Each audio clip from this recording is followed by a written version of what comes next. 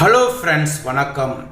பாரதி ராஜா இயக்கத்தில் நடிகர் நெப்போலியன் அறிமுகமான புதுநெல்லு புதுநாத்து படம் மூலம் நடிக்க துவங்கியவர் தான் நடிகை சுகன்யா. இந்த படத்தில் இடம்பெற்ற கருத்த மச்சான் கஞ்சத்தனா எதுக்கு வச்சான், பருத்திக்குள்ளே பஞ்ச வச்சு வெடிக்க வச்சான், கருத்த மச்சான் கஞ்சத்தனா எதுக்கு வச்சான், பருத்திக்குள்ளே பஞ்ச வச்சு வெடிக்க வச்சான் என்கிற பாடல் மூலம் ரசிகர்களிடம் பிரபலமானார் சுகன்யா. இந்த படத்தை தொடர்ந்து பல படங்கள் நடித்திருக்கிறார் சுகன்யா.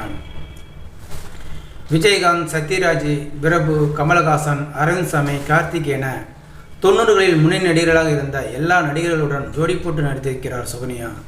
சத்யராஜுடனும் அதிக படங்களில் நடித்திருக்கிறாராம் சுகன்யா.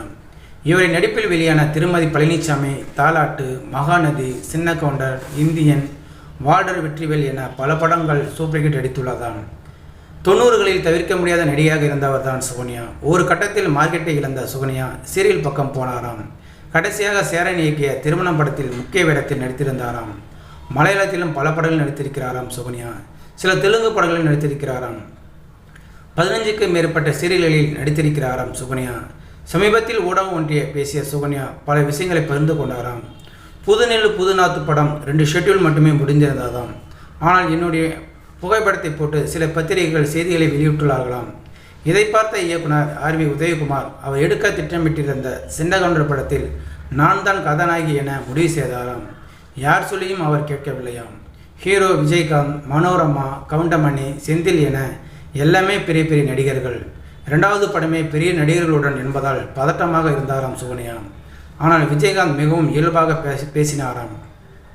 அவருக்கு மேக்கப் போடவே சில மணி நேரங்கள் ஆகுமாம்.